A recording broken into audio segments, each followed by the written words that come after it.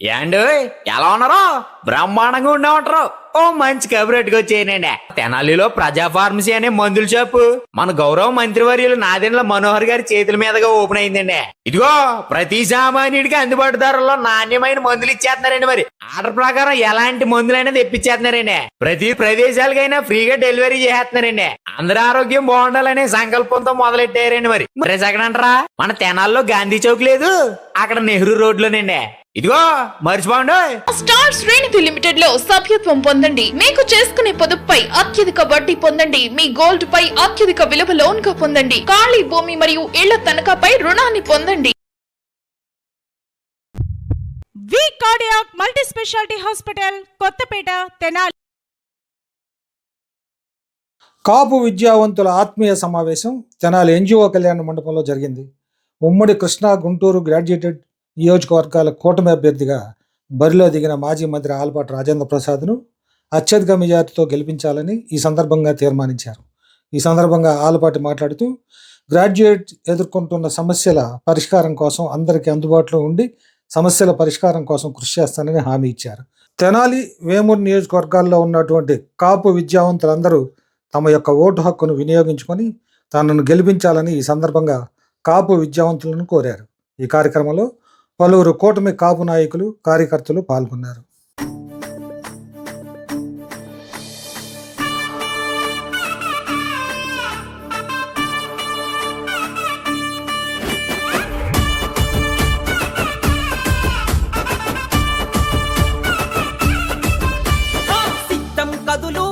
ఇక యుద్ధం బదులు ఈ సైకో పాలనకు నేడు అంతం మొదలు. చల్ సాకవు కథలు ఇక తప్పవు వదలు. ఈ జగన్నాటకాలను పసిగట్టిరి ప్రజలు. బ్రహ్మ విష్ణు ఈశ్వరులే కలసి కథం తొక్కగా భస్మాసురులందరూ ఇక భస్మమే రచిత్తుగా.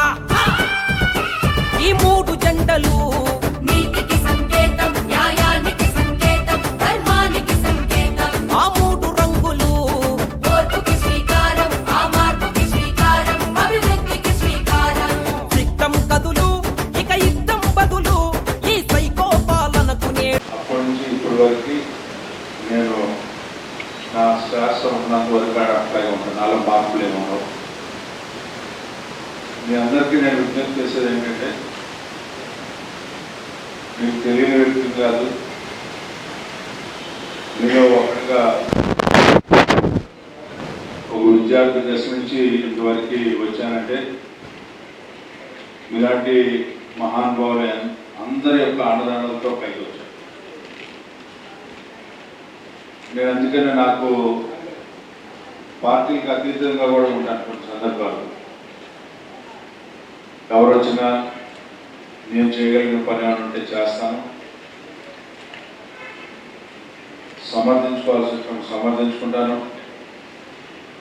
కాదు ఈ సమస్య మనం ఒక అడుగు వెనక తగ్గితే సమస్య పరిష్కారం అవుతుందంటే వెనక తగ్గుతాను.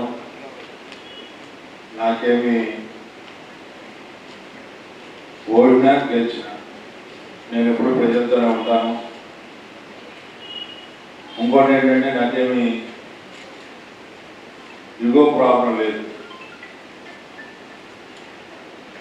చాలా స్పష్టంగా నేను రాజకీయాలకు ఎందుకు వచ్చాను, ఎందుకు కొనసాగుతున్నానే చాలా స్పష్టమైన వైఖరితో నేను రాజకీయాల్లో కొనసాగుతా ఉన్నాను. అందుకనే వేదిక మీద ఉన్న పెద్దలు కానీ ఈ రోజున విద్యార్థులైనటువంటి మీలో మీ అందరూ ఆలోచించాల్సింది, నేను సమర్థుడిని,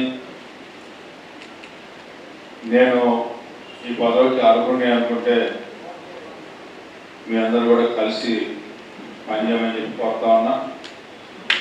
ఎందుకంటే మీతో నేను ఇంతకంటే ఎక్కువ రాజకీయాలు మాట్లాడాల్సిన అవసరం నేను ఇంట్లో మీ అందరికీ తెలుస్తుంది ఏ రకంగా పనిచేస్తాను, ఏ రకంగా ఉంటాను, ఎలాంటి వైద్యులతో నేను నడుస్తాను, ఏ సమస్యని ఎట్లా పట్టించుకుంటాను అనేది నేను కొత్తగా మీకు చెప్పాల్సిన అవసరం. నా బంధాన్ని, నా విధానం వివిధ రాజకీయ పార్టీల నాయకులు కూడా నన్ను అన్ని కోణాల నుంచి చూసినవాడు. వాళ్ళు కొత్తగా నేను చెప్పుకోవాల్సిన అవసరం నాకు ఉండదని అనుకుంటున్నాను. కానీ మర్యాదపూర్వకంగా మీ అందరినీ కలవాలి, మిమ్మల్ని అందరినీ కలిసి నేను కోరాలి. ఆ రకంగా మిమ్మల్ని అందరినీ మరొకసారి నా కోసం మీ అందరూ కూడా ఒక అడుగు ముందుకు వేసి మీ అందరూ పనిచేయాలని నేను ఇక్కడ నా అవసరం లేదనుకుంటున్నాను. నేను కూడా చెప్పాను, మీటింగ్ పెట్టుకునేటప్పుడు నేను ఎందుకయ్యా, మీరు పెట్టుకోండి, మీరు చేసుకోండి, నా గురించి నేను చెప్పాల్సిన పని లేదు కదా, కొత్తగా నాకు చిరునామా లేదు, ఆ చిరునామే నా చిరునామా. కాబట్టి మీ అందరూ కూడా చక్కగా కూర్చొని ఆలోచించుకొని మీరు ఎంతవరకు చేయగలుగుతాం, ఓటు కూడా వీలు కాకుండా చేసుకోవాలి. ఆ రకంగా చేసుకున్నప్పుడే మనకి న్యాయం జరిగింది. ఆ రకమైనటువంటి ఎక్కడ లోపం ఉందో ఏదైనా ఉంటే నేను ఎవరితోనూ నువ్వు పలానా రోజు ఎవరైనా చూడలేదనే భావన ఎవరికైనా ఉంటే వాళ్ళ నేను అదర్వైజ్ ఏం ప్రాబ్లం లేదని అనుకుంటున్నానని చెప్పి చాలా స్పష్టంగా చెప్తాను. ఈ 31,000లో మన ఓటు, ప్రతి ఓటు మందే అన్నట్టుగా భావించాలి. ఇంకా మనం చూసుకుంటే పక్కన చేబ్రోలు మండలంలో కూడా వాటి శివయ్య వీళ్ళందరూ మనకి మంచాల ఇట్లాంటివన్నీ వెల్టూరు ఇవన్నీ కూడా మన సొంత ఊళ్ళు. ఓ రకంగా చెప్పాలంటే అంటే మీకంటే నాకే సొంత ఊరు. ఓ రకంగా చెప్పాలంటే ఈరోజు కూడా వాళ్ళందరూ అట్లాగే చూస్తూ ఉంటారు. మీరందరూ ఒకసారి కమ్మిగా పనిచేసుకున్నట్లయితే చెరుగుపల్లి ఇవన్నీ మనకు సంబంధించినవి ఉన్నాయి. మీరు ప్లాన్డ్గా మీరు ఎవరెవరు ఎక్కడికి వెళ్ళాలి, ఎట్లా వెళ్ళాలి అనేది ఆలోచించుకొని మీరు ఒక్కసారి అందరూ కలిసి టూర్ వేసి వస్తే పర్ఫెక్ట్గా సెట్ అయిపోద్ది. ఇప్పుడు నాకేం ఓటు ఉందని చెప్పి నాయసారి ఇంట్లో ఉండొద్దు.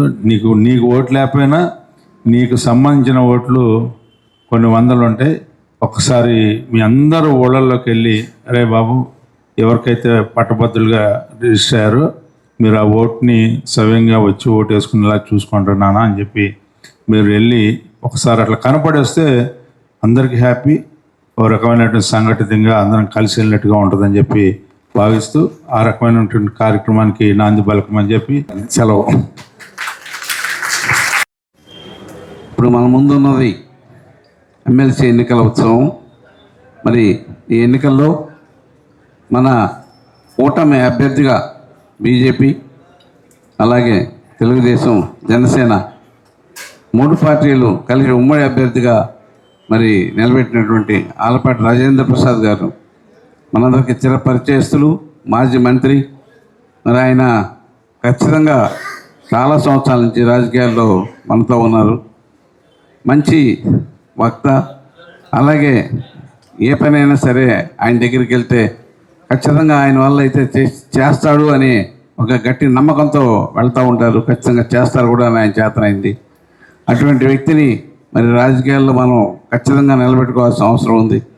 కాబట్టి ఈ ఎమ్మెల్సీ ఎన్నికల్లో ఆయన్ని బలపరిచి మన కాపు విద్యావంతులని, అలాగే డిగ్రీ హోల్డర్స్ని, అలాగే మన ఎంప్లాయీస్ని, ఇలా అందరినీ కూడా మనందరం చైతన్యపరిచి మన కూటమి అభ్యర్థిగా మరి ఉన్నటువంటి మన రాజేంద్ర ప్రసాద్ గారిని ఖచ్చితంగా మంచి మెజారిటీతో మనం కూటమి అభ్యర్థి అయినటువంటి మరి నాదెండ్ల మనోహర్ గారిని ఎలా అయితే మంచి అభ్యర్థిగా నిలబెట్టి మంచి మెజారిటీతో గెలిపించామో అదేవిధంగా మరి రాజేంద్ర ప్రసాద్ గారిని కూడా మంచి మెజారిటీతో గెలిపించవలసిందిగా మీ అందరూ శ్రమపడి ఆయనకి శ్రమించి ఓట్లు వేయించవలసిందిగా ప్రార్థిస్తూ ఈ అవకాశం ఇచ్చినందుకు ధన్యవాదాలు తెలియజేసుకుంటూ సెలవు తీసుకున్నాను.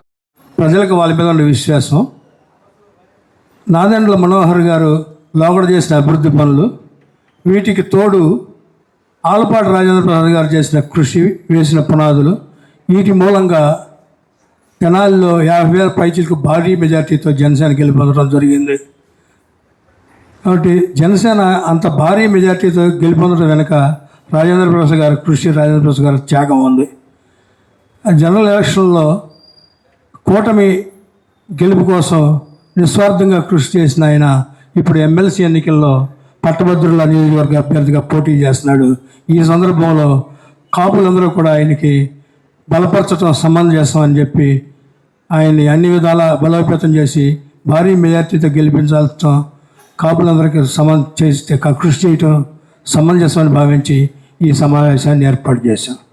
రెండోది ఏంటంటే, ఎవరైనా సరే నాకు ఏ రాజకీయ పార్టీలు నేను సభ్యుడిని కాదు, ఏ రాజకీయ పార్టీ ప్రచారంలో కూడా ఇంతవరకు పాల్గొనాల. ఒక ప్రజారాజ్యం ఏర్పడినప్పుడు ప్రజారాజ్యం ప్రచారాల్లో తప్ప. నేను పార్టీలకి విధేయుడిని కాదు, ఏ పార్టీకి. ఆ ఇష్యూ మీద ఆ పార్టీ స్పందించిన తీరును బట్టి ఆ పార్టీని బలపరచడం, విమర్శించడం చేస్తుంటా. నేను నాయకులని ఓటేసేటప్పుడు నాయకులను చూసుకుంటాను. నేను నాయకుల్ని ఎందుకు చూస్తానంటే, ఏ నాయకుడు నేను ఎందుకు బలపరచాలి? మనం కార్యకర్తలకు కానీ సామాన్య జనకు కానీ ఏదైనా సమస్య వస్తే ఆ సమస్య పరిష్కారం కోసం తన శాయశక్తులకు కృషి చేస్తాడు ఈ నాయకుడు అనే నాయకుడిని బలపరుస్తాం. అట్లా కార్యకర్తలకి ఏ సమస్య వచ్చినా ఆ సమస్య పరిష్కారం కోసం చివరికంటా నిలబడి కృషి చేసే వ్యక్తి ఆలపాటి రాజేంద్ర ప్రసాద్ గారని నేను భావిస్తున్నాను.